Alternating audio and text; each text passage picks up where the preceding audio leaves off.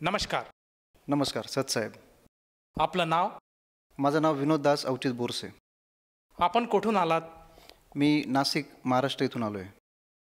आपला व्यवसाय काय आहे? मी एका प्रायव्हेट कंपनीत कामाला आहे, जॉब करतो. संत रामपालजी महाराजांची गुरुदीक्षा आपण कधी घेतली? संत रामपालजी महाराजांची गुरुदीक्षा मी सन 2021मध्ये घेतली, लॉकडाऊननंतर. संत रामपालजी महाराजांची गुरुदीक्षा घेण्याअगोदर आपण व आपला परिवार कोणती भक्तिसाधना करत होतात? संत रामपालजी महाराजांच्या शरणात येण्याअगोदर जसे आपली पारंपरिक पूजा असते, जसे महाशिवरात्रीचे उपवास करणे. शक्यतो मी जास्त उपवास करत नव्हतो, वर्षातून एकच शिवरात्रीचा उपवास करायचो. त्यानंतर गणपती बसवणे 10 दिवस, मग त्याची सजावट करणे, ते फुलं आणणे, सगळ्या प्रकारच्या ज्या विधी असतात त्या सर्व प्रकारच्या विधी मी करत होतो. त्याचप्रकारे नवरात्रीमध्ये बांबू लावण्यापासनं तर ते थेट विसर्जनापर्यंत हे जे सर्व कार्य आहे ते सर्व कार्य मी एकदम जोशात आणि एकदम जोमात करायचो आणि त्यात सगळ्यांना सहभागी पण करून घेत होतो. या प्रकारे अशी भक्तिविधी चालू होती. सर, जसं तुम्ही सांगत आहात की महाराष्ट्रामध्ये जी प्रचलित भक्तिसाधना आहे, जसे की देवीदेवतांची पूजा करणे, सणवार उत्सव साजरा करणे, या भक्तिसाधना आपण करत होतात. तर संत रामपालजी महाराजांच्या ज्ञानाबद्दल माहिती आपल्याला कशी कळाली आणि आपण त्यांच्या शरणात कसे आलात? अगोदर मी कंपनीत काम करण्याअगोदर मी नेटवर्क मार्केटिंगचं काम करायचो.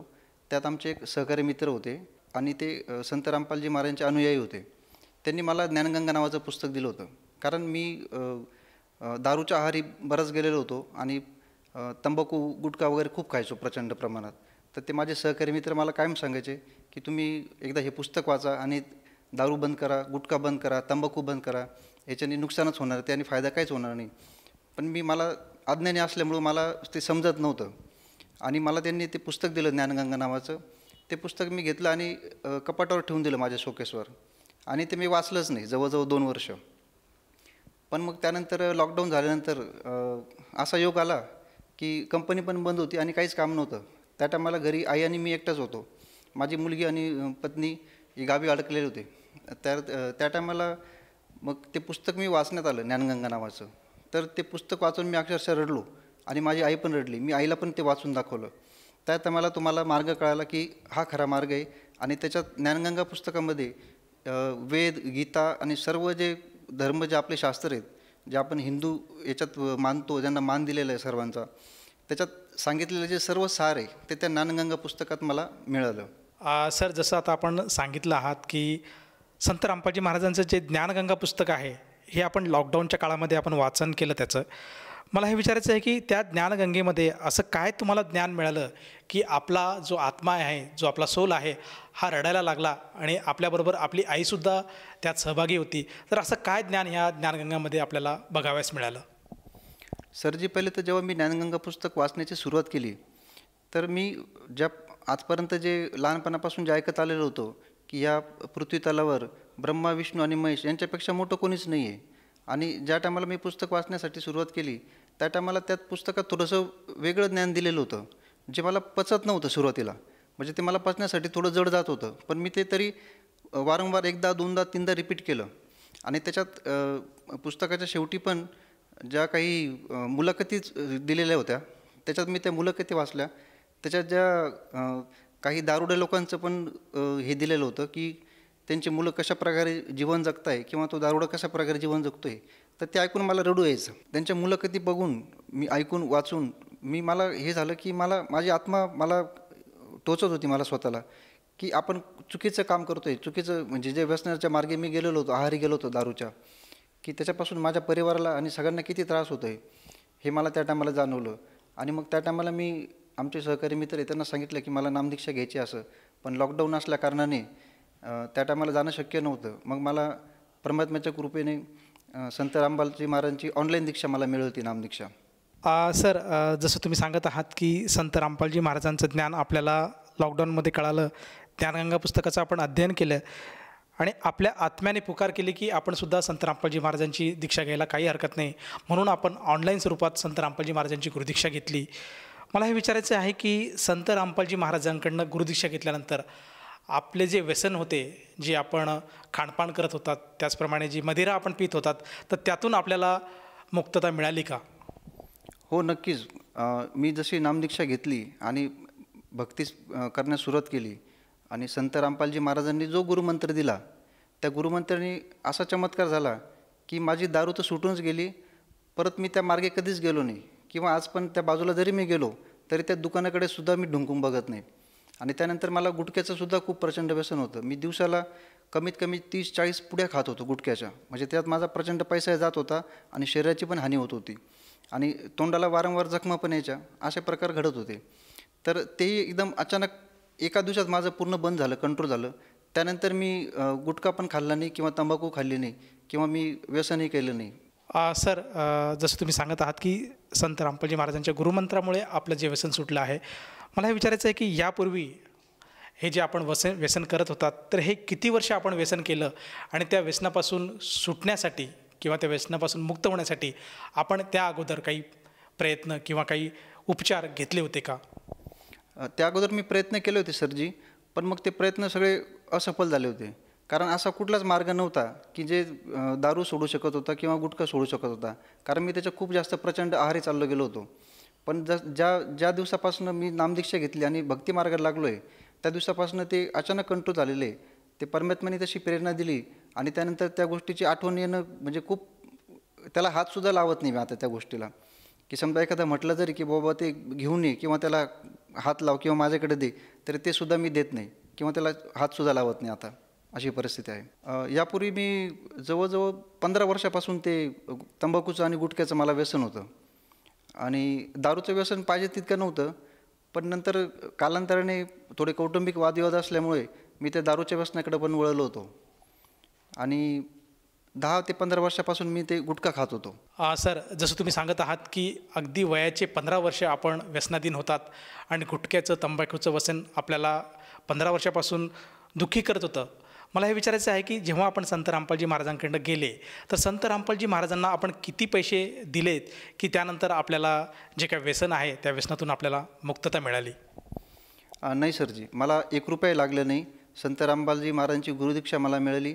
सोबत मला पुस्तक मिळालं आहे. त्यानंतर संत रामपालजी महाराजांचा फोटोही मिळाला. तोही अगदी निःशुल्क मिळालेला आहे. त्यासाठी मला 1 रुपयाही द्यायला लागला नाही आणि 1 रुपयाही न देता ही माझी पूर्ण नशामुक्ती झालेली आहे. आणि याच नशामुक्तीसाठी बाकीचे लोक हजारो लाखो रुपये खर्च करत आहेत, हॉस्पिटलमध्ये ॲडमिट होत आहेत किंवा वेगवेगळ्या गोष्टी करत आहेत, पण तरी पण नशा सुटत नाही. तर मला 1 रुपया न खर्च करता हे मला लाभ मिळालेला आहे परमात्म्याचा. सर, जर आज तुम्हाला आमच्या टीमकडनं जर 1 लाख रुपये देऊ केलं आणि आपल्याला सांगितलं की आपण 1 घोट तरी या मदिरेचा सेवन करावा किंवा 1 घास तरी आपण या गुटख्याचं सेवन करावा, त्या बदल्यात आपल्याला 1 लाख रुपये द्यायला आज आमची टीम तयार आहे, तर आपण हे चॅलेंज स्वीकाराल का? नाही सरजी, तुम्ही मला 1 लाख नाही, तुम्ही मला 10 कोटी जरी दिले किंवा त्यापेक्षा जास्त संपत्ती देण्याचा प्रयत्न केला तरी ते खाणं तर दूरच राहिलं, पण मी त्याला हातसुद्धा लावणार नाही. कारण परमात्म्याने आम्हाला अशी शिकवण दिलेली आहे की पूर्ण नशामुक्त समाज हा संत रामपालजी महाराज घडवत आहे आणि ते त्यांच्याकडनं शक्य होणार आहे. त्यांच्या नामदानाशिवाय ते जे नामदीक्षा देतात किंवा जे गुरुमंत्र देत आहेत त्यांनी ते पूर्णपणे थांबणार आहे आणि त्याने समाज पूर्णपणे सुधारणार आहे. त्याच्यामुळे तुम्ही मला कितीही प्रलोभन दिले किंवा कितीही काही देण्याचा प्रयत्न केला तरी मी ते खाणार तर नाहीच किंवा त्याला हातसुद्धा लावणार नाही.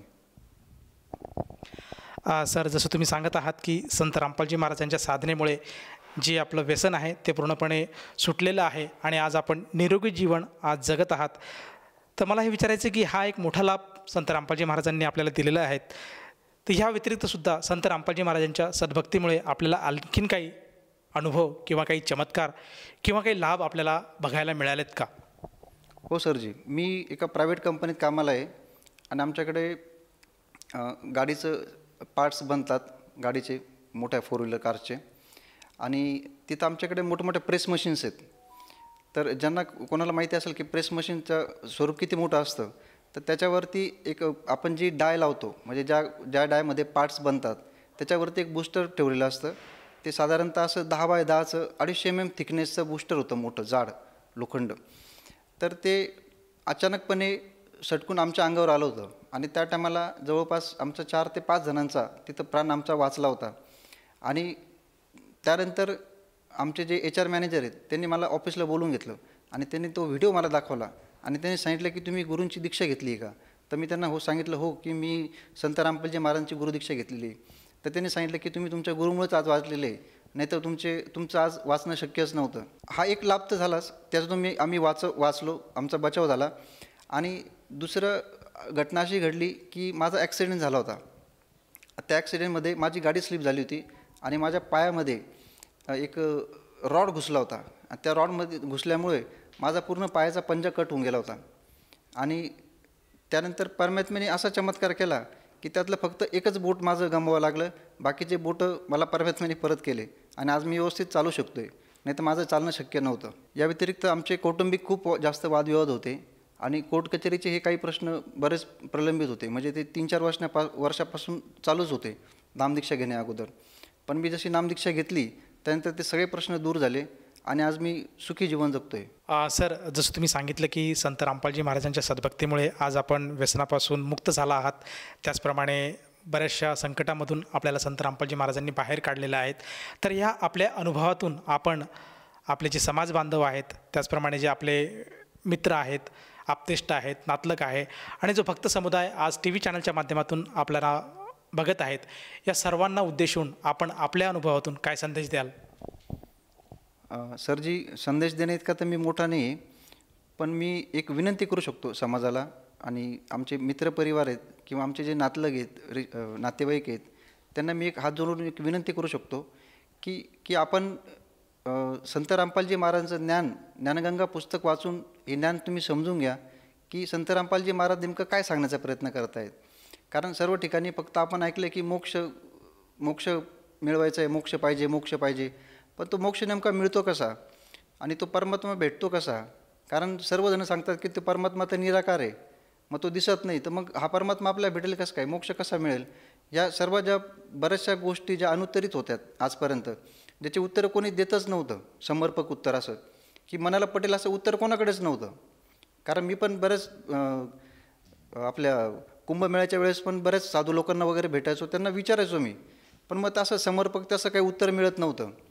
तर संत रामपालजी महाराज हे जे ज्ञान देत आहेत आज, असं ज्ञान आज पृथ्वीवर कोणीच देत नाही. मी सर्वांना विनंती करतो की त्यांनी त्यांचं ज्ञान समजून घ्या आणि त्यांच्याकडून गुरुदीक्षा प्राप्त करून घ्या आणि आपल्या जीवनाचं कल्याण करून घ्या. सर, जसं तुम्ही सांगत आहात की आज समाजाला तुम्ही आवाहन करत आहात की एकदा तरी समाजाने संत रामपालजी महाराजांचं ज्ञान समजून घ्यायला हवं, तर ह्या भावनेतनं एखाद्याला वाटलं की आपण सुद्धा संत रामपालजी महाराजांचं गुरुदीक्षा घ्यायला काही एक हरकत नाही, तर ती व्यक्ती संत रामपालजी महाराजांची गुरुदीक्षा कशी घेऊ शकेल? आपण आता ज्या TV वर बघतायत कार्यक्रम, त्याच्यावर एक नंबर रिफ्लेक्ट होत असतो, त्या नंबरवर आपण कॉल करू शकतात किंवा आपण फेसबुकला संत रामपालजी महाराज नावाने चॅनल आहे, त्या चॅनलवर जाऊ शकतात किंवा यूट्यूबला पण संत रामपालजी महाराज या नावाने चॅनल्स आहेत, त्या याच्यावर जाऊन आपण ते नंबर मिळू शकतात, नंबर प्राप्त करू शकतात आणि निःशुल्क नामदीक्षा प्राप्त करू शकतात. आपण ज्या पण ठिकाणी राहतात, ज्या पण जिल्ह्यात राहिला आहेत किंवा कुठल्या पण गावात राहण्यासाठी आहेत, तर त्या ठिकाणी आपल्याला जवळपास जे नामदीक्षा केंद्र आहे त्याची माहिती दिली जाईल आणि त्या ठिकाणी आपल्याला निःशुल्क नामदीक्षा प्राप्त होईल. धन्यवाद. सतसाहेब. संपूर्ण विश्वामध्ये 500 पेक्षा जास्त नामदीक्षा केंद्र आहेत, जिथे निशुल्क नामदीक्षा दिली जाते. निशुल्क नामदीक्षा प्राप्त करण्यासाठी आणि अधिक माहितीसाठी संपर्क करा 7030303951 7030303952. अद्वितीय आध्यात्मिक ज्ञान वाचण्यासाठी, पाहण्यासाठी आणि ऐकण्यासाठी संत रामपालजी महाराज ॲप अवश्य डाउनलोड करा किंवा आमची वेबसाईट www.jagatgururampalji.org वर व्हिजिट करा. आम्हाला सोशल मीडियावर फॉलो करा. सर्व पवित्र धर्मांच्या पवित्र शास्त्रांवर आधारित प्रमाणित अनमोल पुस्तक ज्ञानगंगा किंवा जगण्याचा मार्ग यापैकी कोणतेही एक पुस्तक निशुल्क मागवण्यासाठी आपण आम्हाला आपले पूर्ण नाव, पूर्ण पत्ता, पिनकोड आणि फोन नंबरसह लिहून 7030303951 किंवा 7030303952 या नंबरवर SMS करू शकता किंवा 7030303950 या नंबरवर व्हॉट्सअप देखील करू शकता.